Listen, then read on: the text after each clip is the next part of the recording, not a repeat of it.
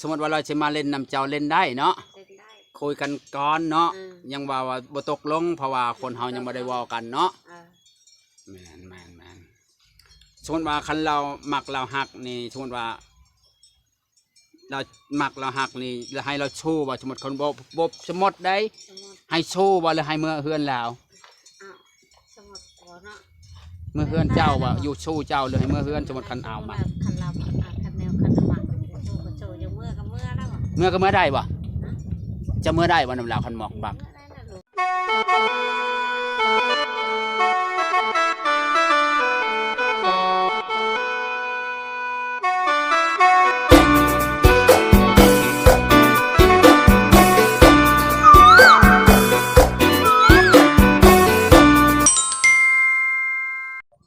สบายดีสบายดี สบายดี สบายดีด้วยสบายดีเป็นบ่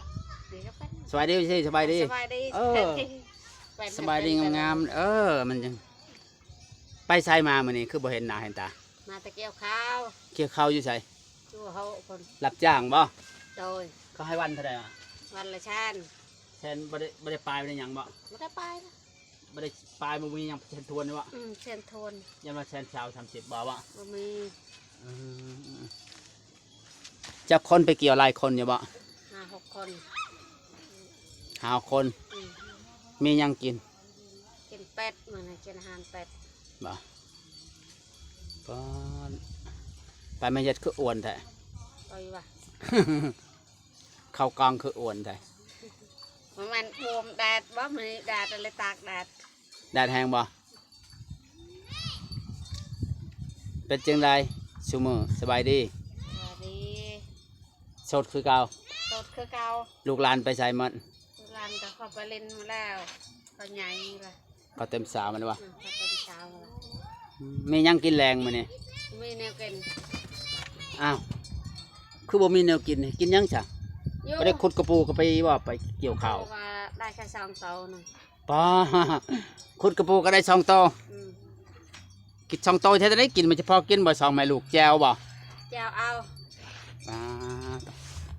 ได้ปู2โตวพี่น้อง อืม แม่ยัดโสดโอ้โหหลายปีแล้วเนาะ โอ้ย ตั้งแต่เลิกกับผัว มีผู้บ่าวให้ถามบอกว่าไปถามผู้สาวให้แน่เพิ่นว่า เนี่ย เป็นจังไดเราบ่จะขึ้นจากช่างขอบช่างครัวบ่ ผู้สาวอะ ถามเจ้าหัน ผู้สาวอะ เจ้าห้า เออ คอยถาม ผู้ชางบันไดได้ครอบครัวเนี่ย ว่าบ่ได้ขึ้นอยากมีครอบมีครัวบ่วะ อันมีผู้มากก็เอาแล้วบ่ เอาวะ เออ ยังว่านะคิดเอาบ่ เอา จะเอาคนแบบใด เอาคนนมชอมแล้วยังช่างครอบช่างครัวน มซ้อมซำใด อืมมัน50-60นี่ 50เอาบ่50 เอา 60เด้ 60ก็เอา เขาเป็นผู้ใหญ่นั่นดีได้ ดี ยันว่าอยากได้วัยรุ่นนั่นเอาบ่วัยรุ่น วัยรุ่นก็เอาอะ ก็ได้ระว่าเขาขี่รถชนไปเที่ยวอยู่ตลาดวัยรุ่น โอ้ แต่คนผู้ใหญ่ก็เขาเป็นผู้ใหญ่ห้อยก็ได้ระว่าเขามีเงินมีทองให้ อ้าว ใหญ่กว่านั้น เอาวัยรุ่นก็ดี เอาผู้ใหญ่ก็ดี จะเอาจังใดนี่ แต่ว่าเอาเท่ากว่านั้น ฮะ แต่ยางให้เพียกว่าไร อ้าวว่าดอกจิตเฒ่าเลยก็ทำเฮ็ดให้เฮ็ด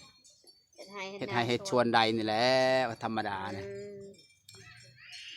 เขาก็ยังดุอยู่เนาะ เอาวัยรุ่นมันบ่เป็นเฮือนนะ เอาวัยรุ่นชั่วโมงนี่อย่าไปคิดว่าเอาวัยรุ่นคนตะค่อยยังอยากได้เมียเฒ่า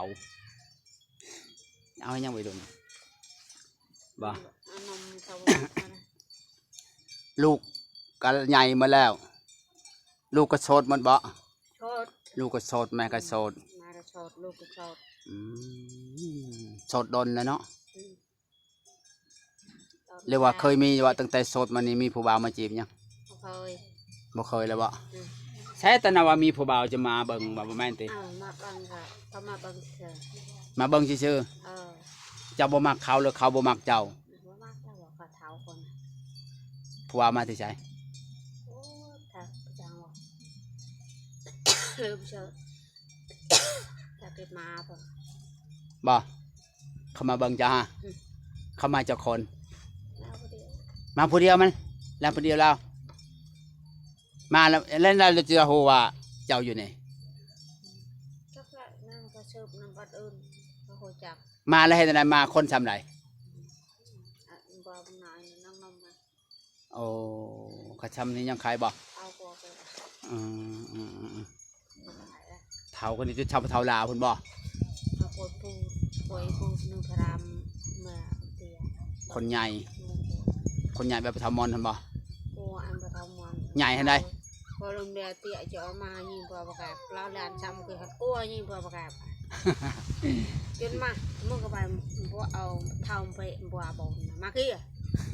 เท่าบ่เท่าบ่ซ้ำนั่น มาแล้วเจ้าสิว่าจังไดมาฮอดแล้วเจ้าว่าจังไดเพิ่นมาฮอดแล้วเพิ่นว่าจังไดวะ เพิ่นกระทา เพิ่นมาฮอดแล้วเพิ่นว่าจังไดเพิ่นมาผู้เดียวเลย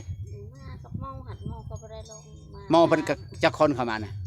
สองสามคนว่าเขาไปหาจะไปหาไปจ้างว่าเขาก็ทำ อืม อะไรได้เขาว่าไม่ใช่อารันผู้ชาวเป็นแม่หางอยู่แถวนี้คือถาม อ่า อีกก็อยู่ในนี้แล้วเขาว่าเฮ็ดนะจะทำเขาจะได้ผัวว่า อ่า ถามว่านั่งเจ้าอย่าเอาผัวบอกว่าแล้วคนมันเท่าแล้วเปล่าจะเท่า จะเว้าไปสิเลย เอาว่าวันนี้ว่า อื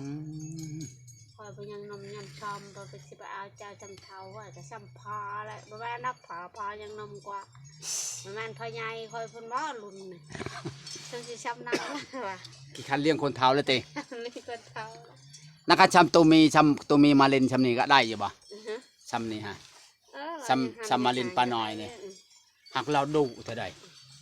ดูหาอยู่หากินปลูกผักปลูกหญ้าได้ตัวมีได้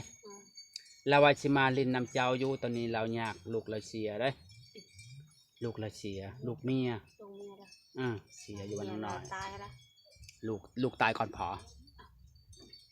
ลูกสาวเมียเราว่าให้คอยเนี่ยไปถามเบิ่งเจ้าเราว่าบ่เป็นหยังว่าถามซื่อๆเนาะเราว่าจังซี่เราว่าเจ้าหันได้แต่ยิ้มเราว่าเด้อคือยิ้มถามมีแต่ยิ้มอย่างเดียวคนคือจิตใจดีเราว่าจะได้ ถามมีแต่โอ้ว่าเพิ่นว่าคือจิตใจดีเพิ่นว่าได้จักแล้วเฮาว่าคนเนาะเอามาบ่ฮู้ในใจเขาได้จักดีจักบ่ดีหยังถามให้ได้เด้อเพิ่นว่าสนใจได้เพิ่นว่าได้ เขาคนใดแต่เขาว่าบางเขานิ่มว่าเขาใจจักคนก็ว่าหันใจขี้ไล่ก็บ่จักเนาะคือเพิ่นว่าเปรียบแล้วเก่งแต่ข้างนอกข้างในเป็นหมดเด้อ ยิ้มซื่อๆให้ใจขี้ลายก็บ่จักว่าเด้อ ยิ้มซื่อปากซื่อไว้ใจขี้ไล่ก็บ่จัก อืมบ่สมมุติว่าเราสิมาเล่นน้ำเจ้านี่เล่นได้บ่ เล่นได้ บ่เจ้าสิบ่ปฏิเสธบ่ คนประเทศนี่ ยันว่ายัน ป บัด ระเทศว่ามากฮะ มาคุยลมก่อนได้บ่ มาลงบ้าสิมาคุยมาเล่นฮะ มาคุยมาเล่นมาจักนั้นจักเว้าจังไดแล้วมาจีบนี่มาเฮาก็บ่ฮู้แล้วเราสิมาเล่นน้ำเจ้าจีบก็จีบว่าเจ้าก็ยังโสดอยู่เนาะเป็นมาเพียคือดำจะเป็นไปพุ่นมันดำเป็นมาพอนะจะเป็นเขาในมันดำมาจีบมาลมแล้วเนาะเจ้าก็โสดบ่แม่นติฮะจะบ่อยากมีบ่คนเฮ็ดให้เฮ็ดนาซอย คนหาเงินหาคำซอย หาอยู่หากินซอยมาเจ้าว่านี่ฮะโอ้ใจกีฬาแต่มาหน่อยนี่บ่บ่อยากได้ติหมู่คู่เฮ็ดอยู่เฮ็ดกิน นี่นาลายช่วยทำนาบ้า บ่บ่คิดบ่อยากได้ติหมู่คู่ ฮะคิดอยากได้เห็นป่ะคิดอยากได้เยอะกันเนาะ เป็นอะไร ท่านเฮ็ดเวียกเฮ็ดงาน ขี้ขานเฮ็ดเวียกเฮ็ดงานไผขี้ขาน ได้ก็สิค่ะ เอ้าเฮ็ดเวียกเฮ็ดงานไปจังเฮ็ดคู่ไป ข้าวไปครัวนี่นะ โอ้เจ้าเฮ็ดค่อยเฮ็ดแล้วเว้าปัดเลยอย่าว่าขี้ขานเฮ็ดใส่ปากตัวเองก็ขี้ขานเขาบ่จักแนวเว้านะ เราดูจุดปลายบางอย่างแล้วว่า เราว่าปิดถามผู้สาวให้แน่เราว่าคอยเลยไปถามให้เบิ่งอะไรเบิ่งเราว่าเราสิว่าจังใดสิฮู้คำตอบของเจ้าหั่นนะจะสิว่าจังใด ไปเล่นเราเล่นมาเล่นอะไร ไป ไปเล่น อย่าไปเล่น ไปเล่นนั่นนะจำเราหมักเจ้าได้จ้ะ เรามักคอยบ่มักแล้วก็เอาบ่ได้ เราหมักคนบ่หมักเจ้าบ่หมักบ่ปานนั้นบ่หมักบ่แบบนั้นสิเอาแบบใด เอาได้สิเอา เอาแบบใด เอ้ยจะอย่าง แล้วเป็นหยังโอ้ยมัน ขาจะกัน บ่สิเอาแบบใด ฮะ สิเอาแบบใด ยังมีคำตอบเด้อมีแต่คำตอบไปเล่น อันนี้คำตอบไป เล่นไปว่าฮะ ไปเล่นแบบใด เล่นคุยกันไปเรื่อย เออหมักบ่หมักก็ยังบ่ฮู้คุยกันก่อนมาคุยกันก่อนยังคือยังบ่ว่าหมักบ่หมักก็ยังบ่มีคำตอบเนาะแต่ว่าเฮาคุยเฮาลมกันก่อนเนาะว่ามันสิคุยกันฮู้เรื่องหรือเป็นจังไดเนาะคนเฮาเนาะเป็นมาพี่เจ้ามันบ่ดำคันบ่เป็นหันอีกหันมาพี่ว่าจังนี้ยังคือ คนเฮาก็คุยกันแล้วเนาะก็จีบกันก่อนว่ามันจะมาหมักปุบปับแล้วไม่มีไผดอก ก็ต้องคุยกันลมกันก่อนแล้วว่าเราถึกสเปคเราแล้วว่า เป็นตาหักเป็นตาแพงแล้วว่าเอาจำนี้ผู้ดีแพงแล้วว่าเฮาเป็ดก็ดีก็แม่นคำเล่าเนี่ยเฮาได้เมียไปว่ารุ่นหน่อยกว่าเฮาก็ฮักเฮาแพงมันว่าเฮาก็ฮักเฮาแพงไผสิบ่ฮักแพงเนาะได้เมียเด็กน้อยก็ชำเพิ่นได้ไข่ไก่แล้วยามันแตก แม่นว่าเอาเนี่ยยันว่าเอาคักๆจนบ่ยังให้เมียไปเฮ็ดยังไปแล้วไปเฮ็ดเวียกต่างทุกอย่างเอาอันนี้ได้ผู้ใหญ่เอาเด็กน้อยเขาเคยเห็นได้เขาแพงเมียเด็กน้อยเลยเอาผู้ใหญ่เห็นดีกว่าเอาเด็กน้อยจนนั้นก็น้อยจนนั้นเขาก็ไปลิ้นอันนั้นลิ้นนี่เจ้าเฮ็ดเวียกเฮ็ดอยู่เฮ็ดกินซอยเขาแม่นว่าให้เขากินเขาแล้วเขาก็ไปลิ้นเด็กน้อยบ่คือผู้ใหญ่ได้แม่นว่าเคยเว้าอีหลีบ่ความจริงบ่สมมติว่าเราจะมาเล่นนำเจ้าเล่นได้เนาะ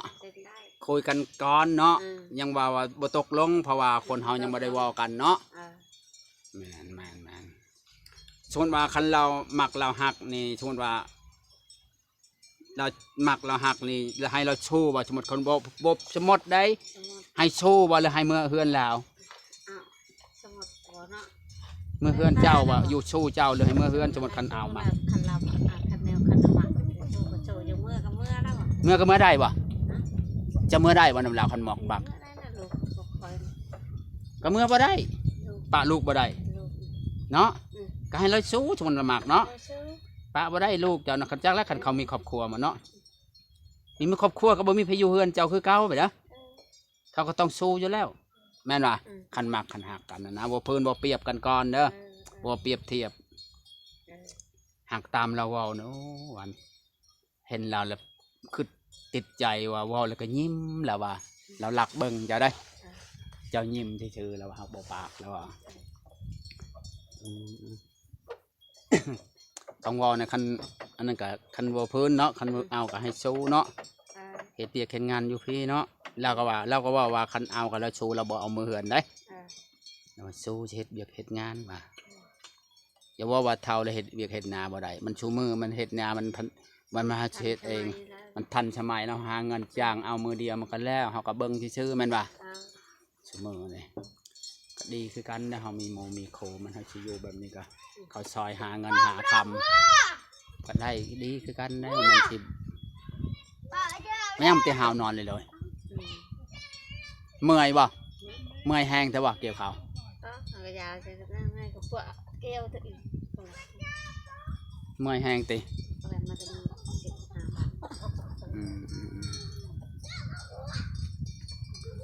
ฟังว่านี่เนาะบ่ปฏิเสธเนาะคันเรามาเล่นมาคุยกันยังบ่มีคำตอบเนาะอีก4-5 มื้อจะชวนเรามาเล่นน้ำเจ้าเด้อสิสู่ของอยู่ของกินมาเล่นน้ำว่าแล้วก็ติดใจแล้วเราว่ายิ้มเลยเวลาเฮาเว้าแล้วยิ้มอย่างเดียวเราเป็นน้ำหมักนิสัยจ้านะว่าใช่อาเจ้าเราว่าอุ้ยคนบ่อยากได้ผัวคนเฒ่าแล้วว่าให้ล้านคนพุ่นเอาพุ่นว่าได้ให้ไปจีบล้านคนพุ่นแล้วว่าใจเจ้าแล้วจักแล้วคันล้านเจ้าอยากได้คือว่ายันล้านเจ้าก็ติบ่ติหรอกว่าคันนำเราเลี้ยงกลุ่มพุ่นว่าได้จักแล้วว่าไปฉันเฮาก็ตอบบ่เป็นเนาะ